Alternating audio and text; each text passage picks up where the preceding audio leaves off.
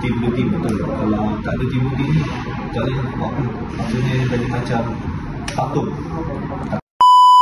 Saya Irfan Fadli dari sini.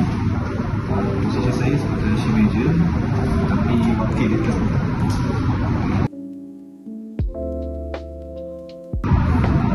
Daripada segi manager, assistant manager,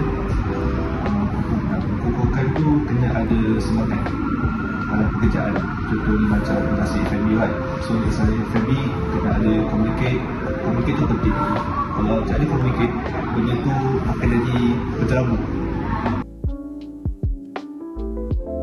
Apa yang saya dapat mengenai program ni adalah yang pertama, motivation, supaya kita tak rasa macam down lah, kita rasa macam kita bangkit balik dari segi as the manager, macam assistant manager semua, passion. Lepas tu kompetensi sebagai manager. Itu je.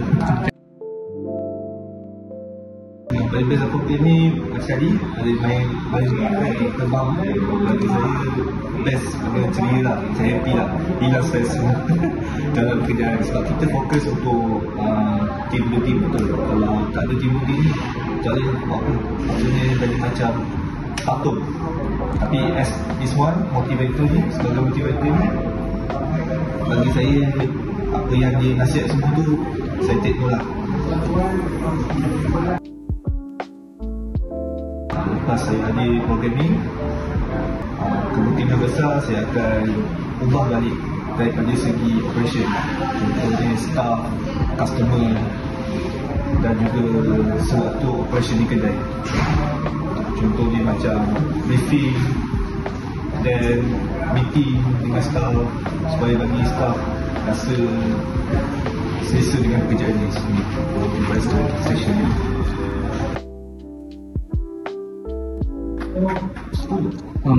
sebab dia tapi rasa macam gembira lah dan dapat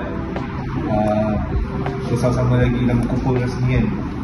Jadi nampak kawan-kawan masuk share pengalaman baik atau buruk, tu je lah.